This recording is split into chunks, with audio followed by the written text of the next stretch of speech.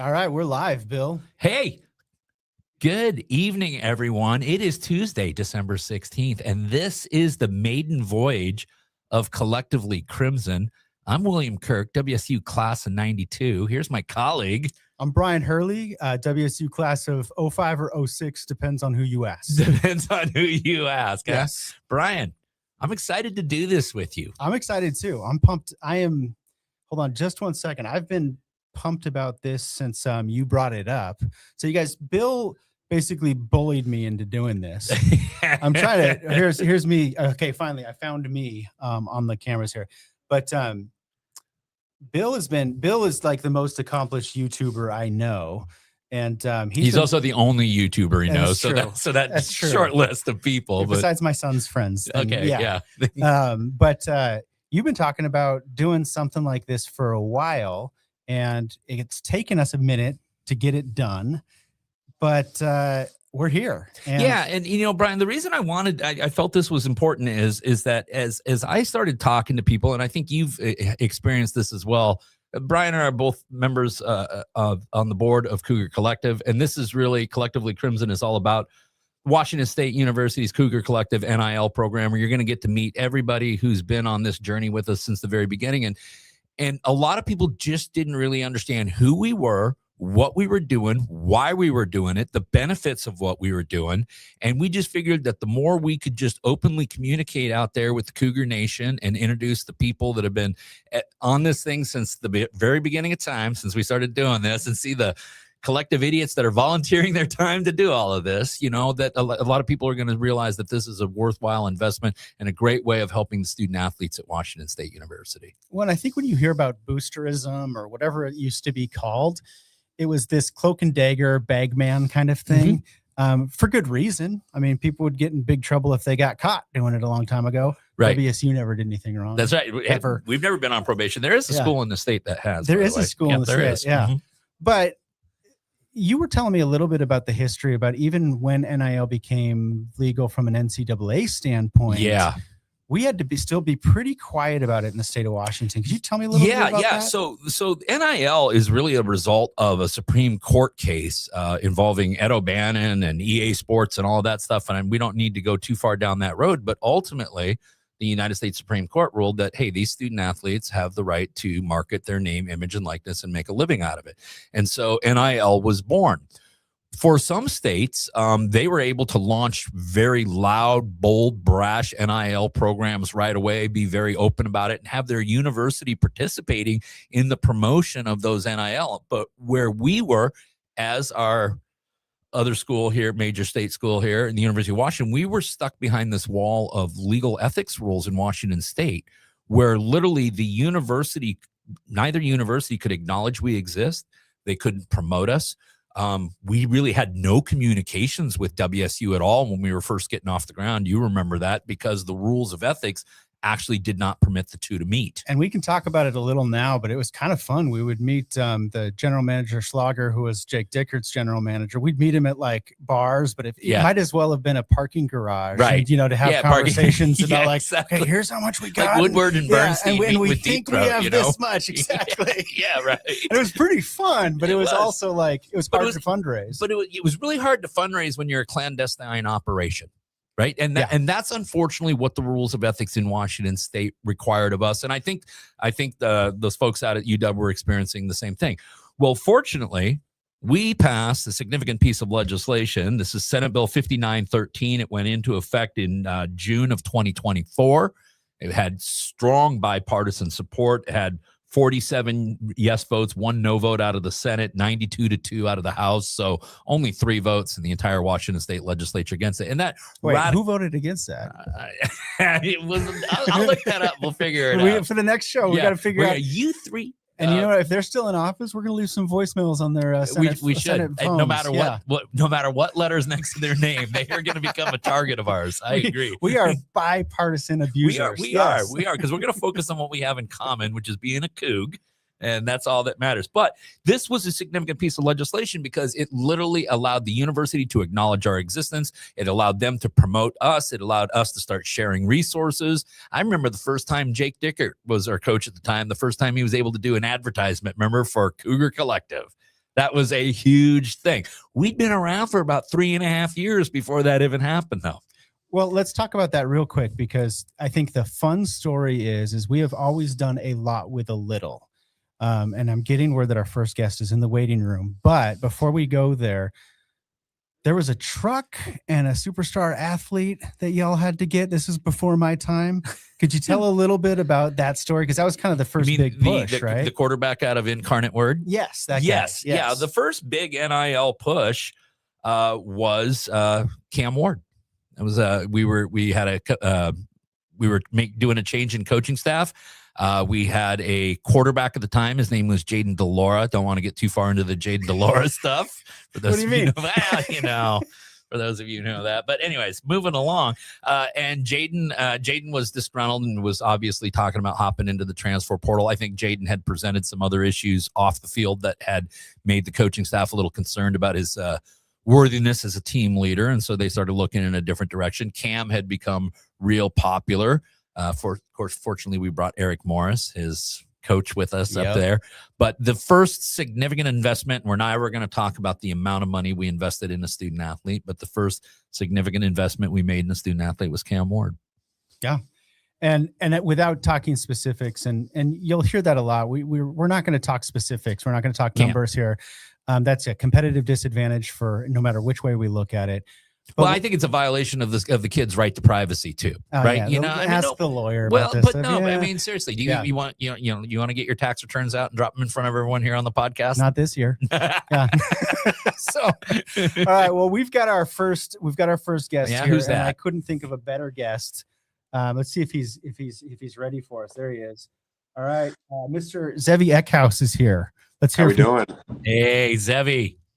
How are we? Can you hear us okay, bud? Yeah, I can hear you guys. Can you hear me? Yeah, we can hear you great, man. Welcome.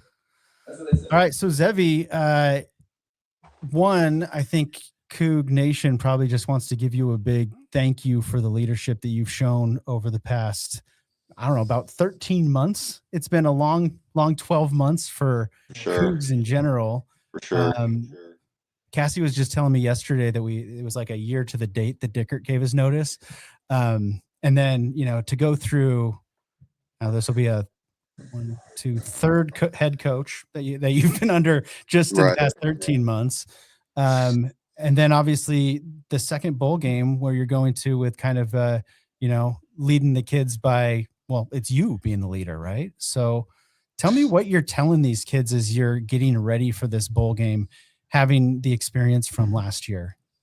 Yeah. I mean, to the point you just made, there's me, but there's a lot of other guys that have displayed leadership throughout the team. It can't just be one person. It can't just be one coach. It can't just be one player. So there's been a collective guys who have really stood up and kind of taken leadership under their wing. And with the guys, with the coaching staff, essentially, which is everybody besides for Rogers that's here, they've been doing a great job at keeping the energy and the vibes high.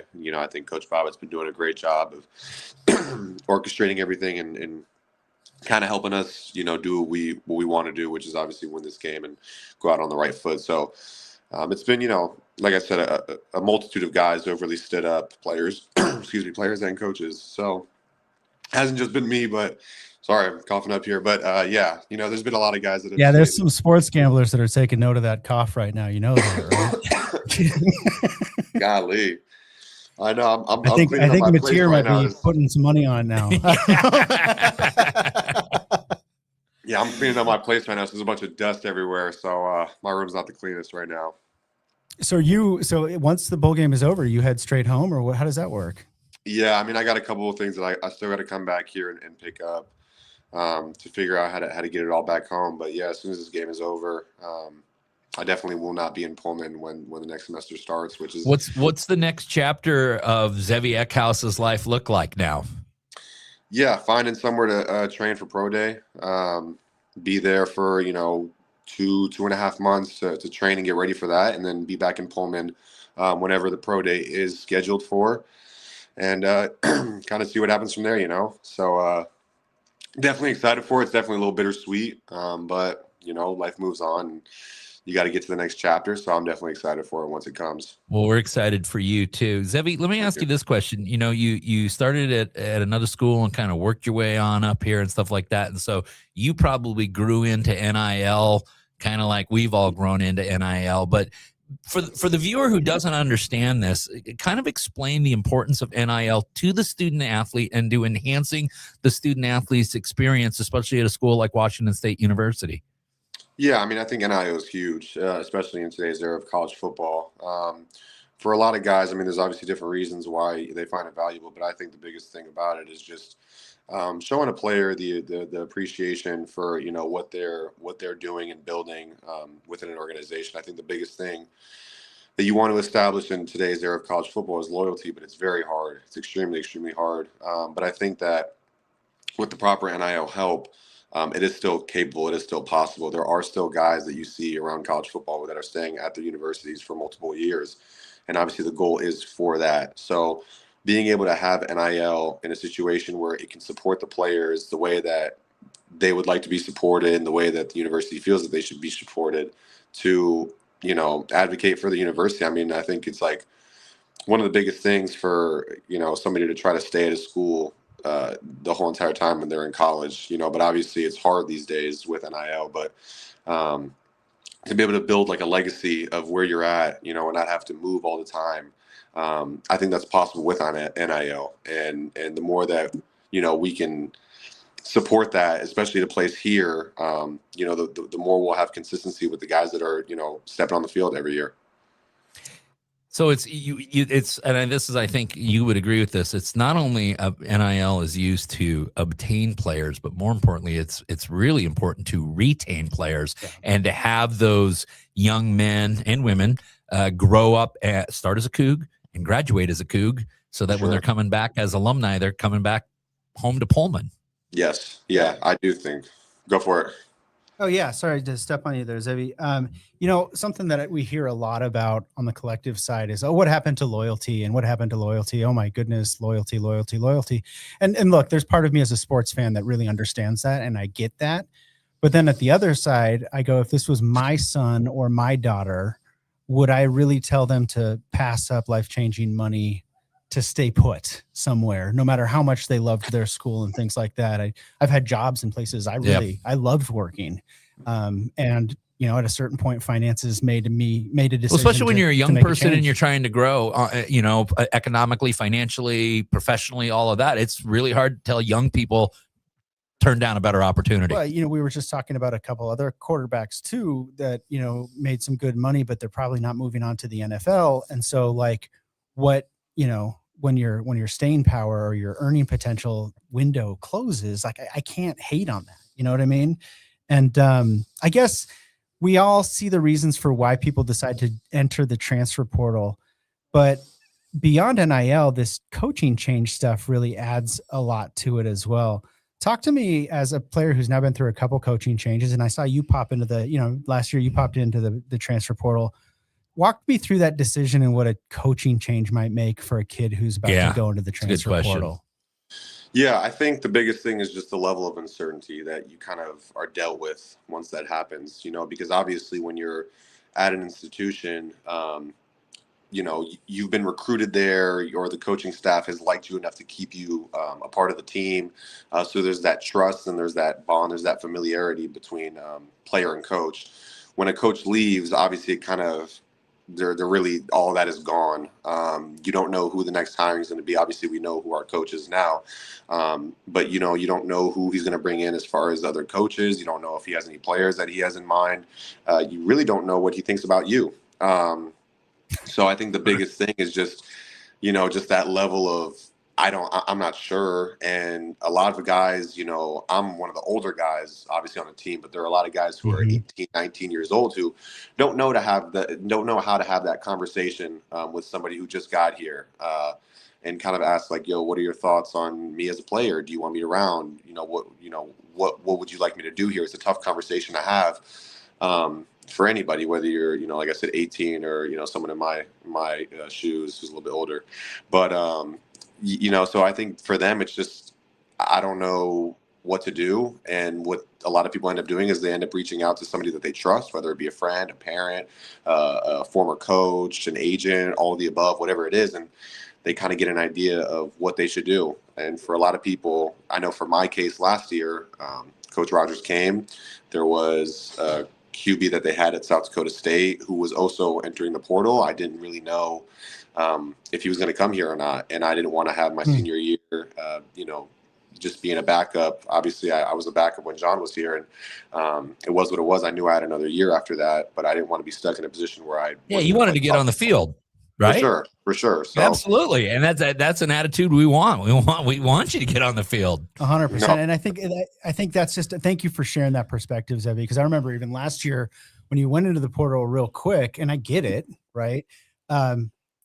Emotions run high, especially on social media, and people, love to say whatever they want to say on social media. Everybody's a keyboard warrior. Yeah. But it's important that people understand those perspectives before we start judging these kids too harshly on what their plans are and what they're going. Well, and I think Zevi explained it well, this level of uncertainty. Yeah. And so if you're uncertain, sometimes, and I think Zevi, you can speak to this too a little bit. You got your name in the portal because you needed options, but then when the options clarified, you realized that the best thing for you to do in that moment in time was to take your name back out of the portal. For sure. Yeah. It was a quick conversation with Rogers, and I was back like that. Okay. I got a question for you. Listen, you stepped up the other day in the practice facility. Someone had kind of asked you about, similar to the question that Brian set you up with earlier. And I thought you gave one of the best answers I've ever heard come out of a Cougar quarterback in any press conference whatsoever about what it meant to be a Coug and everything like that. And I could tell that you had a real strong faith and belief in what it means to be a Coug. I also noticed that you got a big, huge write-up, I think, in the Jerusalem Post, and it talked about your strong faith. And so I'm kind of wondering, being a person of strong faith, does that make it a little bit easier to be a Coug? Because sometimes all we got is faith, hope and faith, but talk about it. Because Zev, I thought your answer was a home run answer. Yeah. I mean, you could say that the characteristics that I've developed through my faith have definitely helped me in situations like this. But like I said in the interview, it's kind of a testament to all of Cougar fans. We've all, like you said, there's been a lot of hope and faith that you got to put into an organization that is really out of your control. A lot of these decisions are out of our control. But I think the best thing that we do as Cougs is we have faith in one another and each other, and we know that regardless of how things go, there will always be light at the end of the tunnel. So just having that, belief with you, I think it does help, being a Coug through and throughout. I love that. It's the best. And I got to say, Zevi, I mean, I think you want to talk about faith and just confidence and poise. I was so impressed with you early in the season when things weren't working out the way you wanted it to.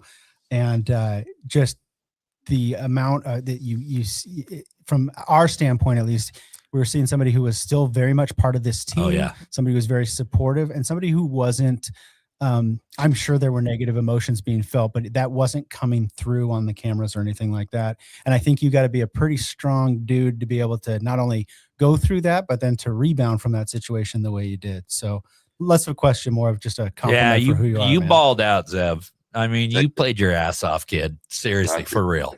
Yeah. Okay, final question from me, and Bill probably has some more. But what's the sock situation going to look like this year? That's a good question. For this last game? Yeah. Yeah, we're going in and out. We're going to go in and out. We're going in and out? In and out. We're going in and out. I'm going to make an offer right here. There's 300 something people watching. If you're a marketing director, I'm looking at the camera right now. If you're a marketing director in the Pacific Northwest, we might be able to influence some sock decisions. Yeah, exactly. Send Zevi off with a nice NIL deal. You know? So I don't know how good Ivers Chatterhouse looks on socks, but we might find out, Zev. The money's right, Well, Zevi Eckhouse, thank you so much for joining us, man. And just thanks for being a Coug and everything you do. Dude, you're the best, Zev. Thank you. Thank you, guys. Go Cougs. Go Cougs. All right. Okay. So dude, can we clone him? No, I'm serious. The attitude of that kid it's everything you want from a leader of a football team. You know what? It's funny because He's the kind of kid you let your daughter date. You know what I mean? You know what I mean? He's a good kid, man. but but not only for a leader of a football team, Anything, but just for a leader of Cougs spirit over the last, because Dickert really carried the torch for a while. Dicker was great at the rah-rah stuff. The rah-rah stuff, Yeah. especially Pac-12 was collapsing. Kirk Schultz was on his way out. Yeah. Then we kind of Until that jet showed up to take him away. But that jet really just wasn't the popped best in PR one day. move. Yeah, well, But then Rodgers did a great job. Riley's done a good job. But then, God, just to be able to have somebody like Zevi to be able to just kind of keep calm and just he has. He's been Coug, that man. rock I of loved stability in a sea of turmoil. Well, how about another Coug that I think is a stable presence in all of our lives? A legend. A legend. A living legend. The man, the myth, the legend. We've got Jack Thompson, the throwing Samoan here, and I forgot to wear my shirt, so I just got it from College Hill. Your number 14 jersey or your throwing Samoan shirt? The throwing Samoan. Oh yeah. Does it got the Samoa fro on it? Oh, it absolutely does. Yeah. I'm gonna. Okay, so let's see here, Jack. I think you gotta press a button on your side, my man. This is like all of our collective board meetings. Yeah. Sometimes there's a couple people we intentionally mute, otherwise they turn into the human rain delay. Yeah. Jack, can you hear us? Okay. Yeah. Okay. There he is. Yeah. Okay. I think, for some reason it looks like your screen's grayed out, but I think we're fine. Okay. Jack, what's going on? I heard you had dinner last night with Kirby Moore. How'd that go? Well, Sunday night, and that went really well. I think it took an interesting turn when I met Kayla. Oh wow, what a just a home run on both. Our head coach and the first lady of football. She is awesome. And I said, Kayla, where are your kids? I saw them, on Twitter, or X rather. And she said, I took them over to my grandparents' house in the Palouse. I said, whoa. And so, the ties run deep. And today, the dinner went really well. We got to sit next to Kirby and got to hear, a lot of his vision. And he's an engaging, bright young man, and really happy that he's with us. And I went down to the press conference at 1, and that was the best press conference I've been to in a long time. And it made, honestly, just last year, it was just a different vibe there today, for sure. And much more upbeat. And, I was glad to be down there. He did a great job. John Harlow did a great job. John Harlow did a fantastic job We today. were just talking about this before. Yeah, and we're got to give a shout out to John Harlow, because he gave a shout out to the Cougar Collective today during his press conference, which we greatly appreciate. So, Mr. Harlow, thank you very much. Those guys Great had work. a heck of a week, because it wasn't just a football Now coach. they got a soccer coach for us too. We got a soccer Good one, coach, yeah. real good one. And to replace a real good coach. Our new head coach, soccer coach, and he told me an interesting thing. He goes, "Do you know a guy by the name of Brett Carolyn?" I said, "Yeah, I know Brett Carolyn." And he goes, his daughter is a senior, and she's switching. She's going to finish her senior year at Wazoo. Oh, sweet. And so I texted BC that I just met the new head coach, and I guess your daughter's coming. We talked about it when she decided to go to Montana, and he was bummed that she didn't go to WSU, but she evidently had a great experience in Montana, and she's looking forward to following our new head coach here. And it's just all good things today. That's so. I also this is insider information. Jack, tell me how you got out of your ticket driving down to Pullman the other night.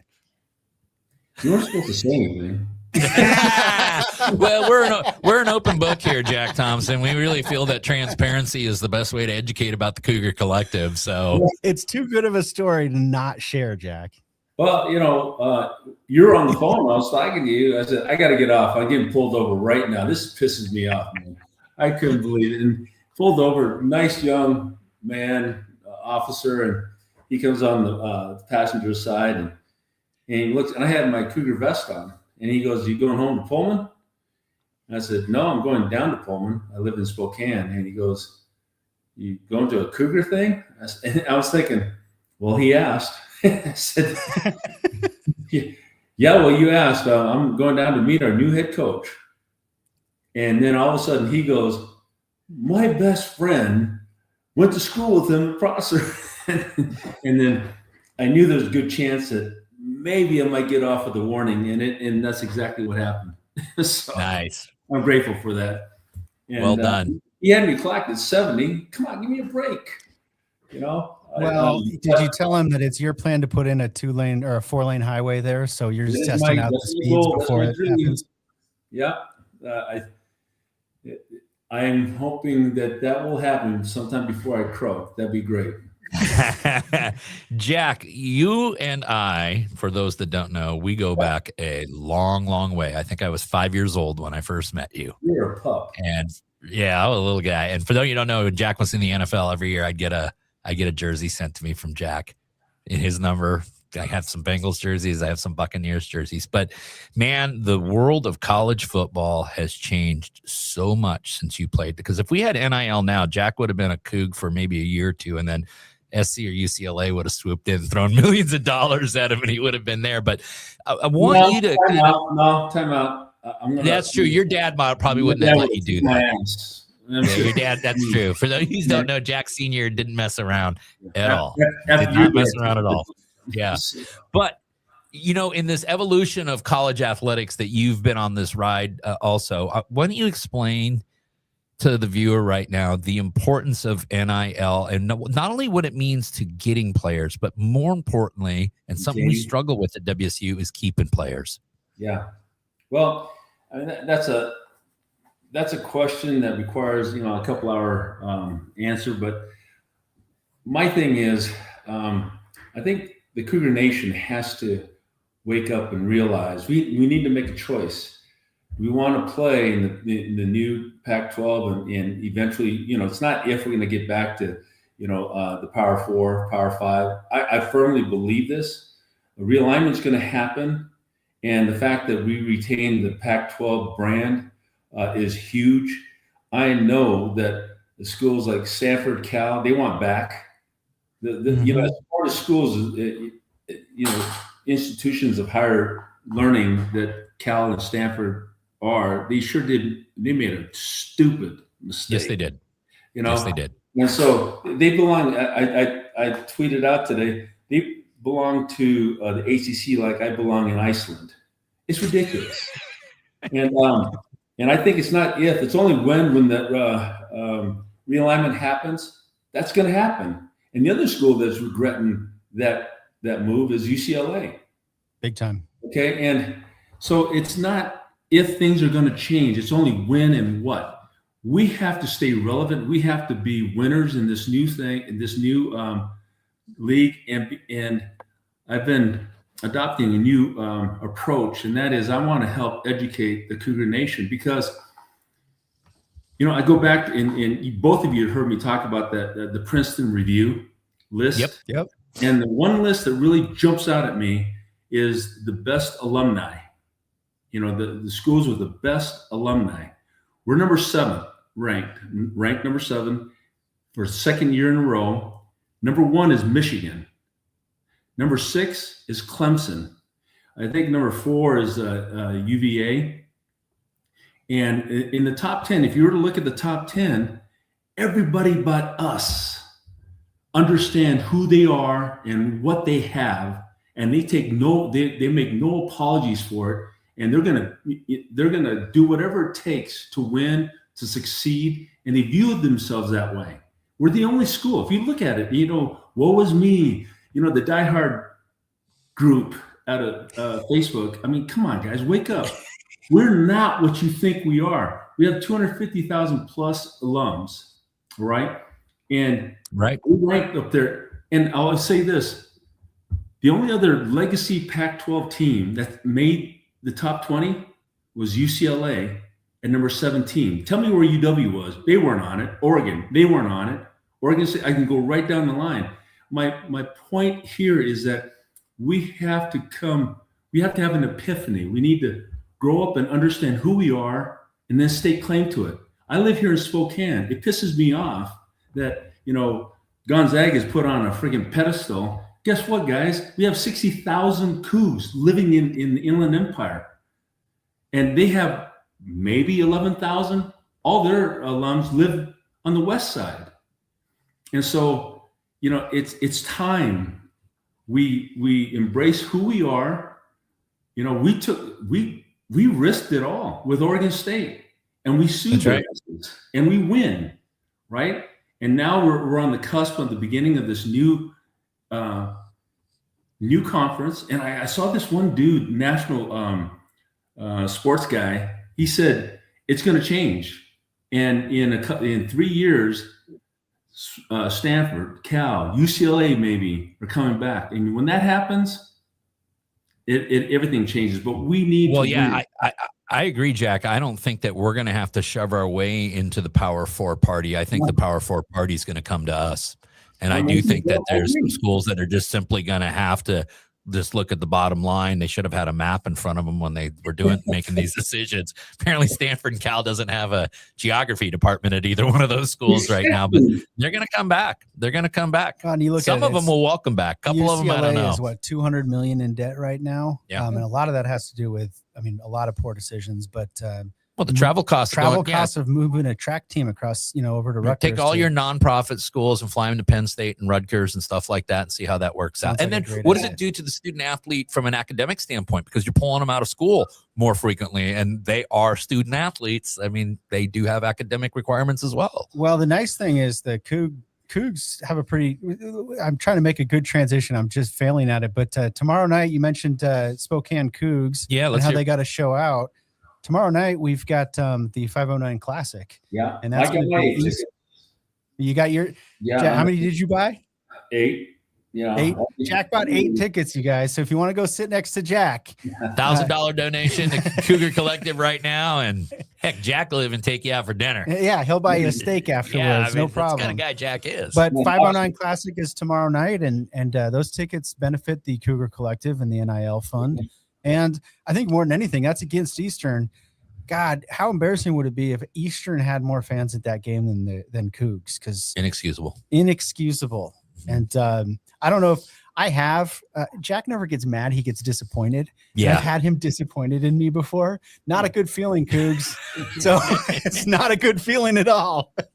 So don't disappoint Jack and show up for the 509 Classic tomorrow. Need you. Jack, thank you so much for joining us, and thanks for everything you do for Coug Nation. We were just talking about Zevi and his leadership, and we don't know where we'd be without your leadership. So thank you, sir.